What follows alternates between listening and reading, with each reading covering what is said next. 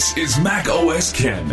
Another analyst notes an App Store slowdown, getting set for the WWDC Keynote, and a Disney hire that is seriously blowing my mind. It is Monday, the 6th of June, 2022.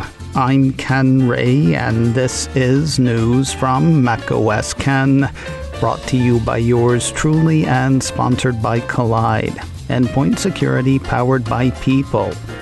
Learn more and try it for free at KOLIDE collide.com/macOSKen.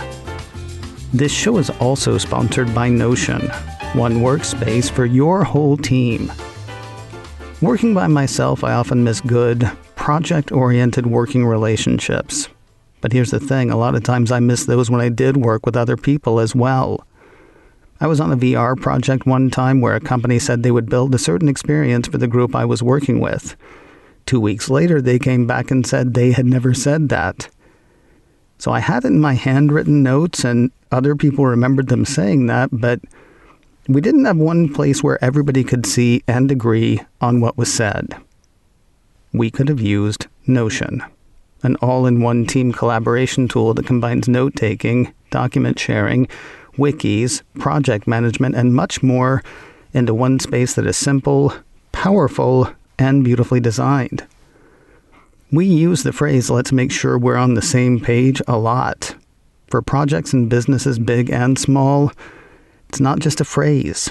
It's a necessity, a need that can be filled by Notion.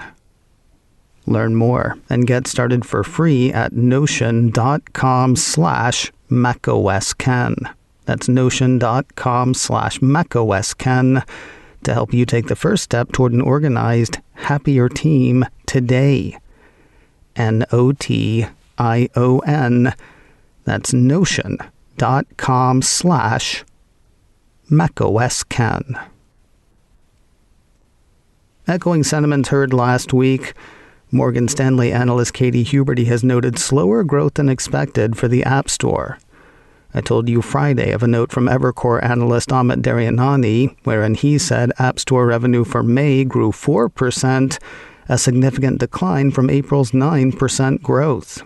He and his said they had expected growth to accelerate as comps became easier, so the slowdown was somewhat surprising, especially as China saw a large deceleration when they were anticipating some uplift from the ongoing lockdowns. Now Apple Insider has Huberty seeing similar numbers. She and hers also saw App Store revenue growth of 4% in May, down from the 8% growth they had tracked in April. Huberty also points to China as an area of interest, though for a very different reason. Basically, her team thinks April's 8% growth was driven by a spike in COVID lockdowns in China. As those eased in May, so did App Store revenue growth. This presents a problem for her Apple expectations as year-on-year App Store comparisons get tougher in June.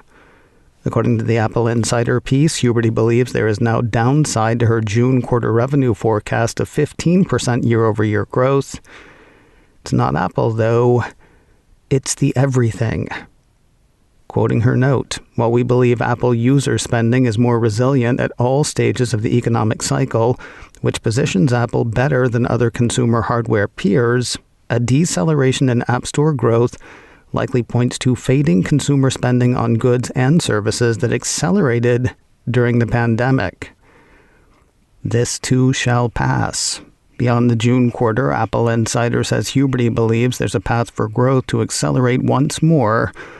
Morgan Stanley has a positive rating on Apple shares. Huberty's price target on the shares is $195. So today is Apple's next big day.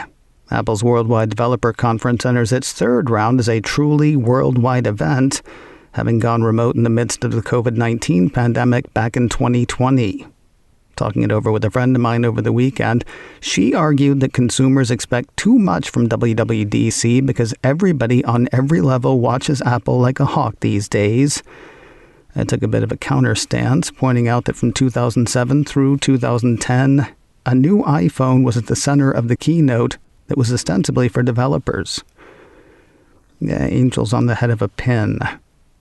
We seem to have gotten over the idea of seeing a mixed reality headset at today's event. That we won't see one today was an idea supported over the weekend by the New York Times. Still, lots of hardware speculation, starting with what appears to be an oops from one big Apple authorized reseller. A piece from Apple Insider says B&H Photo posted a couple of unannounced Mac Mini models over the weekend, an Apple Mac Mini 8 256 M2 and Apple Mac Mini Tower 8 256 M1P. The first one makes sense to Apple Insider, could well indicate a Mac Mini with 8 gigabytes of RAM and 256 gigabytes of storage, powered by an M2 processor, an unannounced, though practically inevitable successor to the M1. Less natural sounding to the site is the Mac Mini Tower with the M1P at the end. Apple Insider says it seems that this would be for a compact Mac that houses the M1 Pro, though how that would differ from the M1 Max and M1 Ultra-equipped Mac Studio is questionable. The site thinks this one could be the Apple Silicon-based Mac Pro known to be on the horizon. They don't really seem to think so, though. In fact, the piece says while the product listings are encouraging, they are likely only a retailer's preparation for the possible introduction of new hardware to sell. So it could be something or could be nothing. That seems to be the Apple Insider stance, and no, I don't think you could actually call that a stance. Staying on the hardware side, something seen as a pretty safe bet today is a new MacBook Air. Another piece from Apple Insider has TF International analyst Ming-Chi opining on that device. He actually made his comments on Twitter, though we have to do a bit of background before we get to those. A new MacBook Air at WWDC 22 has been one of the most accepted rumors thus far. Somewhere around the middle of May, rumors started surfacing that those would come in a range of bright colors, similar to iPad Air and the iMac. On Twitter, on Friday, Bloomberg's Mark Gurman rained on that multicolor parade. Gurman said the much-reported idea of the new MacBook Air coming in a range of several colors is probably exaggerated. Right now it comes in space gray, silver, and gold. I wouldn't expect more than those colors, though the new gold will be more champagne-like. Plus, my favorite iMac color. To that was attached a picture of a blue iMac, so I guess he's expecting a blue MacBook Air as well. To this, TF International's Quo added on Twitter, agree with Mark Gurman, the new MacBook Air will more likely offer 3 standard color options and probably plus 1 new color, rather than the rainbow style like the iMac as the market expects. Whatever the case for colors, Quo thinks the machine will sell well, provided enough can be made. In tweet 2 of 2, the analyst continued, second half 2022 shipment forecast for the new MacBook Air is 6 million to 7 million units if Quanta's Shanghai capacity can be back to pre-lockdown levels before the third quarter of this year. Delivery for new MacBook Air made by 2 equipment manufacturers, Quanta the first and Foxconn the second, should be better than existing 14 16-inch MacBook Pro, shipped by Quanta only. Amusingly, neither Ming-Chi nor Gurman say anything about the MacBook Air hitting today. That said, Apple Insider does list it among today's expectations. While a new MacBook Air and a muted palette is still seen as a go for WWDC 22, Bloomberg's Gurman is tapping the brakes on another MacBook expectation. 9 to 5 Mac cites a passage from Gurman's latest Power On newsletter.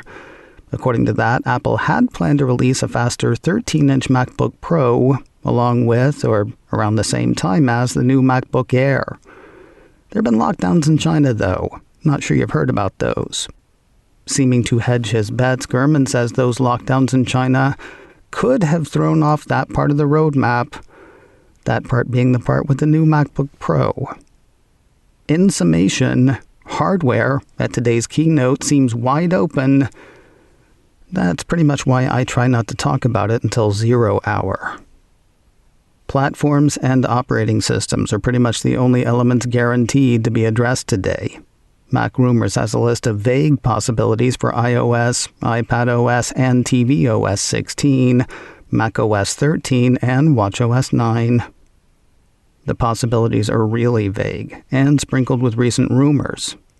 Hard to get too worked up about those.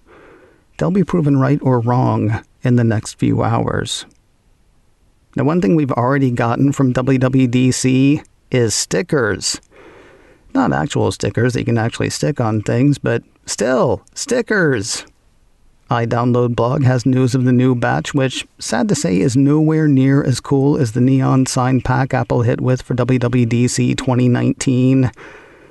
Yes, that is how cool they were. I still remember a virtual sticker pack from 3 years ago. You can buy actual stickers of those stickers on Redbubble, by the way.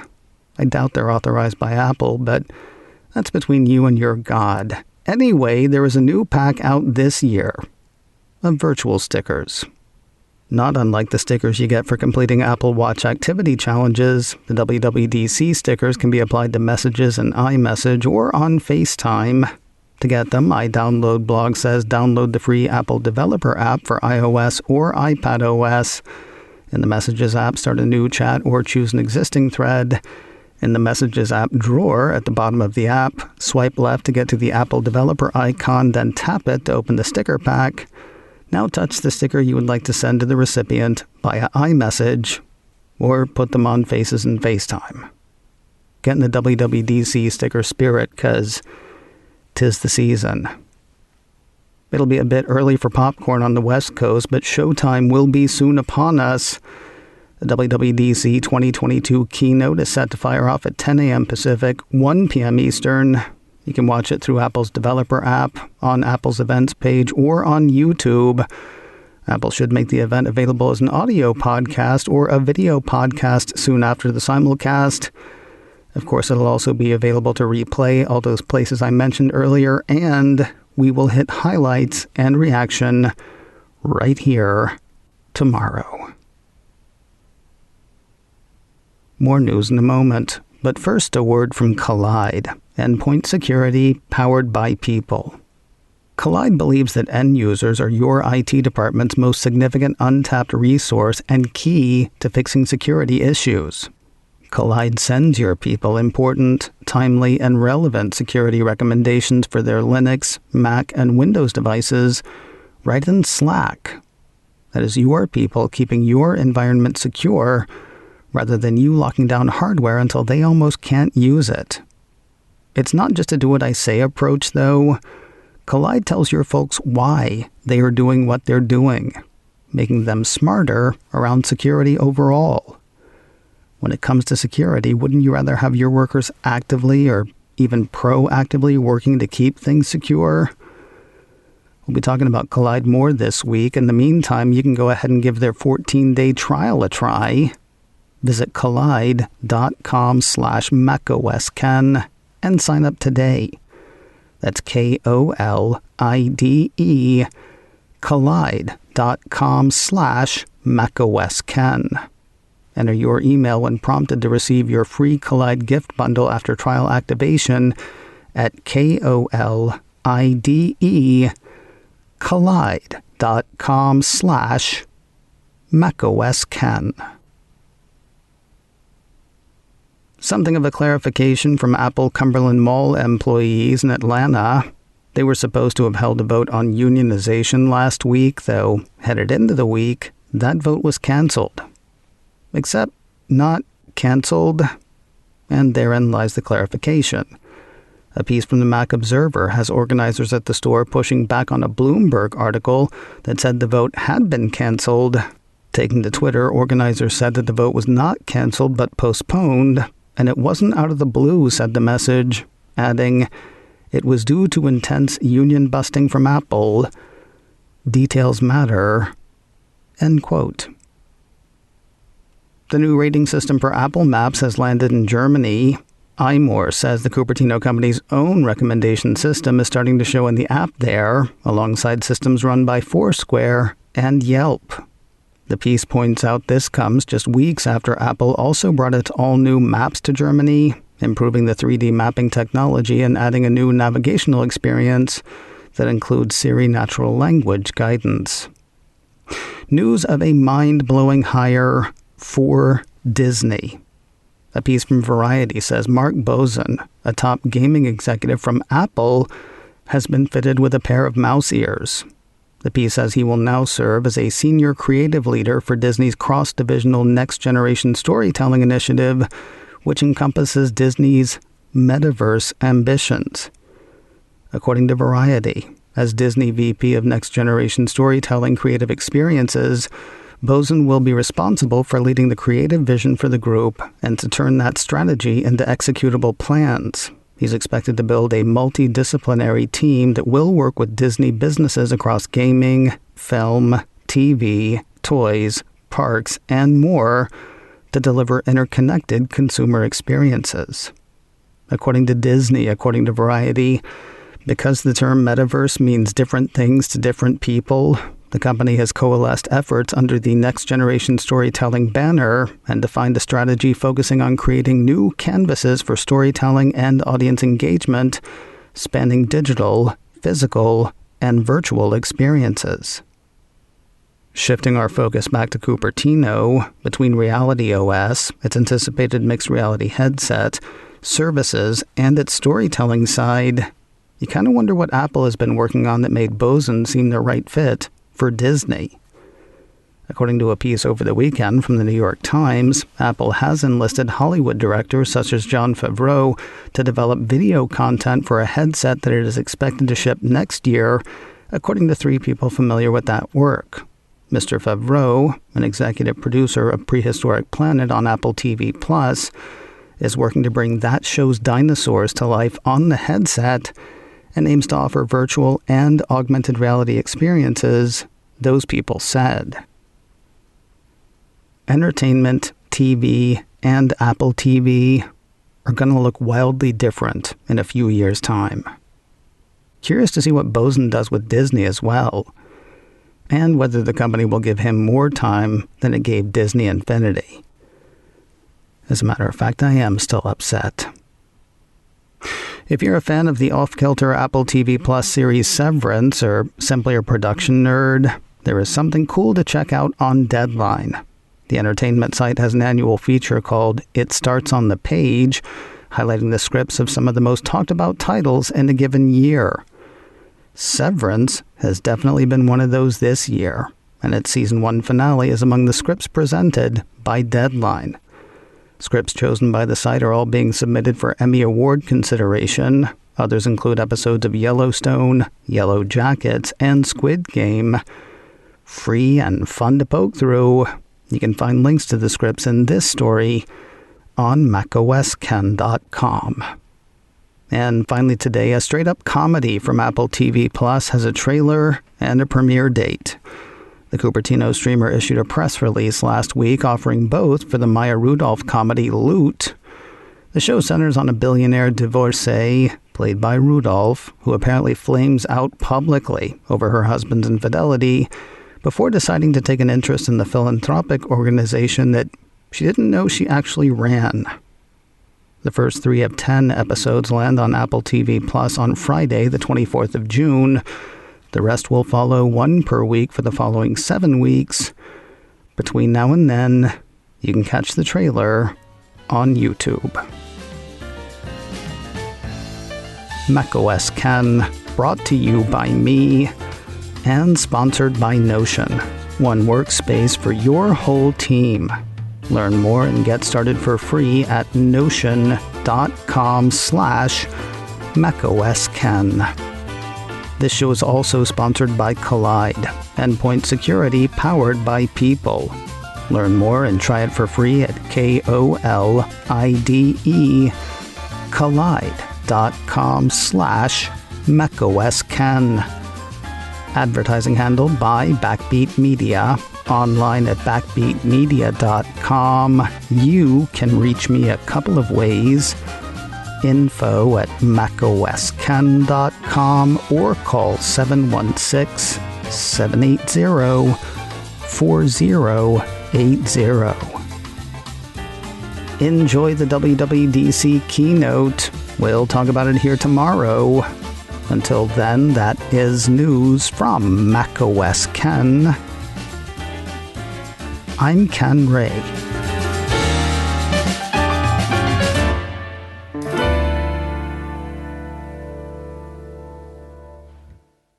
Ciao.